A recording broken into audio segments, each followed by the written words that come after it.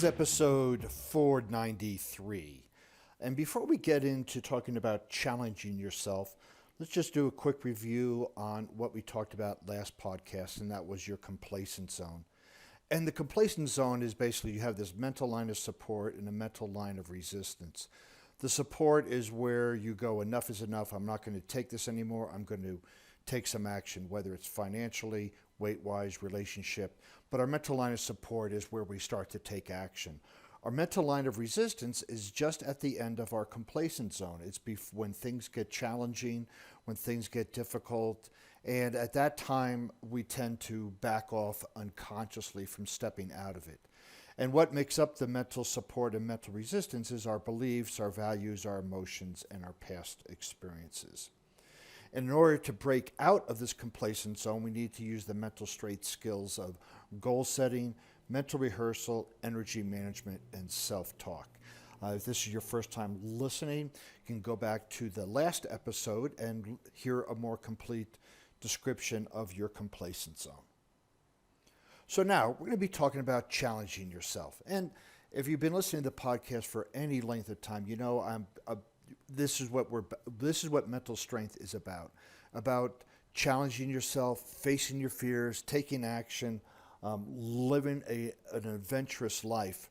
And it's quite normal that whenever we attempt something new or pursue a big goal, we're going to experience a certain level of fear. So when we challenge ourselves, fear sometimes comes with it. And there's a fear of failure or a fear of getting hurt, but there's all sorts of apprehensions, let's call it, that goes along with that. And we can either let our fear stop us from going after what we want, or we can continue moving forward despite feeling afraid, apprehension, reluctant, whatever you want to call it. And the truth is, most of all of our fears are self-created. Matter of fact, I would even say, most of them, because we create these fears, we create a story in our mind about what's going to happen, or what if this happens, or what if that, right? And it's funny, when we start to challenge ourselves, the stories we come up with are more focused on what could happen in a negative response as opposed to what could happen in a positive response. And this is why developing mental strength is so important, is that we know, the individuals who have practiced mental strength know that regardless of the outcome, there's always something positive to learn from it. So our fears subside a little bit. Yeah, you jump off you do a bungee jump. That's going to be a little bit of apprehension, but I'll be able to face my fears. You ask somebody on a date, you ask for a raise, you start your own business. All of these are challenging ourselves, but they also will help us face our fears, and then when we have that, we can build up that confidence, which is one of the C's in mental strength. So as we challenge ourselves, we succeed and learn something new from it, we can get confidence, we can challenge ourselves more, we'll make commitment, and so it's a whole wonderful cycle of support when we are able to move beyond our fears and challenge ourselves. But here's the thing, fear can be disguised in many ways. It wears many costumes. One of them is procrastination. And we talked about this fear is what starts to come up when we approach our mental line of resistance. This is when we challenge ourselves to step about it. So procrastination. We will put off what needs to be done, because if we don't take action, we'll never have to face our challenge and our fears. So we procrastinate. Avoidance, and this is not willing to face a reality in life due to embarrassment, not wanting to be rejected, or not knowing what's ahead. So we avoid the situation. Procrastination is eventually we get to it. Avoidance is completely running away from it. Distractions, right? We allow ourselves to get sidetracked from what we are really doing or what really matters. We start to achieve something and we go, oh, squirrel, and we get distracted. And these are all unconscious ways that our ego is protecting us, quote, protecting us, unquote, from getting hurt. But we need to keep challenging ourselves. And these are all things that you can recognize as you get close to your mental line of resistance. And then perfectionism is not wanting to share what we've done for fear of criticism. So we may go out and accomplish something, we may not, but we don't want to share it because we feel that we're perfect. So these are some of the ways that fear can be disguised. And when we confront our fears, most of the times, we will find that we totally made them up and things didn't turn out to be as scary as they thought they would, right? This is the stories. We have to realize and accept that everything is a story. We are creating that story. We are the authors of that story. We can choose to create an empowering story, or we can choose to create a disempowering story. So when we challenge ourselves, and this is what one of the things why I love CrossFit is because every time I go in there, I challenge myself. And I have a story beforehand and I have a story afterwards. But it's when we can look at this and know the story and think about the story we want to create to support ourselves in breaking through that mental line of resistance and challenge ourselves. So in the book, I hope you have read this. If not, it's an awesome, awesome, awesome book. Think and Grow Rich by Napoleon Hill suggests that in every adversity brings with it the seed of an equivalent advantage. And that is absolutely true. We can look at that as there's no failure, only feedback. Whatever results we get, there's a positive learnings from it.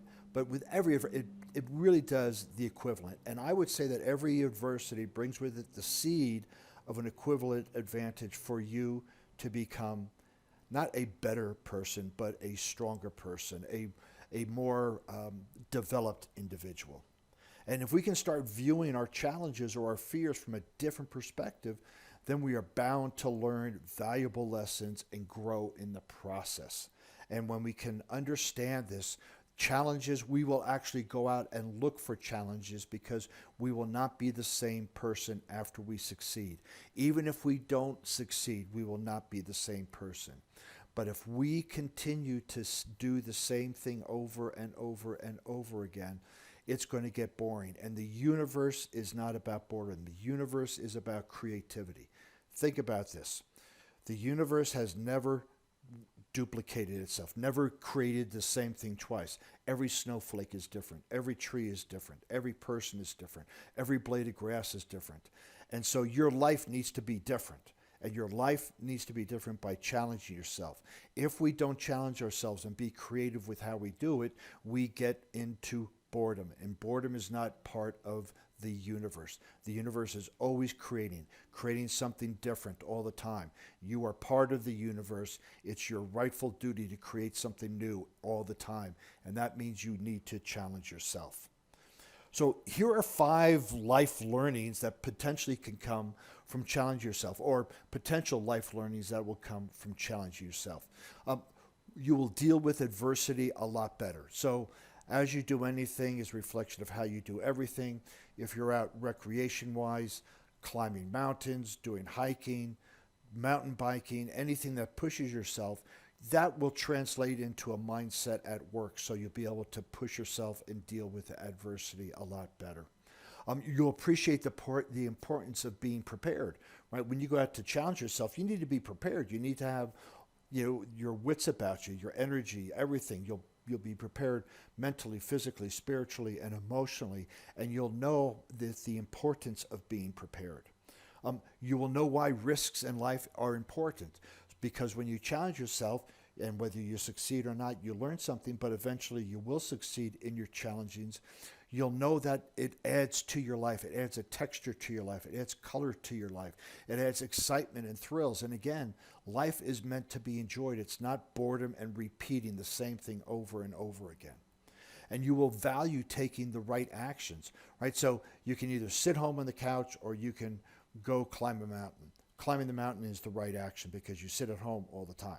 So you're going to be able to value taking those right actions and know why it's so important. And you'll learn the power of persistence, right? And this persistence leads to mental strength, because as you challenge yourself, you keep going, you keep going, you keep going until you succeed. And when you succeed, you challenge yourself again and again and again. And so here's an action step I'd like you to think about. Reflect on the last time you experienced a great amount of fear. What caused you to experience the fear? That is, what is the story you were telling yourself? And then how did you deal with it? Did you move forward? Did you not move forward? Did you negotiate? Did you compromise? How did you deal with that? And with the awareness you have now, based on this podcast, how would you do that thing differently? So that's a little bit of an action step reflection for you. And let me ask you a quick question here. What is another valuable life lesson you can learn when you face your greatest fears and challenge yourself? Contemplate that. Sit and just consider that. This will help you understand and appreciate wanting to get closer to that mental line of resistance, to challenge yourself, and to step away from it.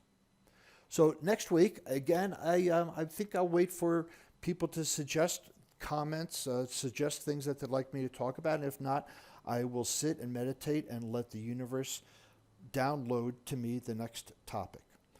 If you'd like some more information and see the show notes on this, please visit me at warriormindcoach.com. Use the pull down menu and look for the blog, and you'll see where this podcast is hosted. And also, please follow me on LinkedIn, Facebook, Instagram, Pinterest, under the handle or under the name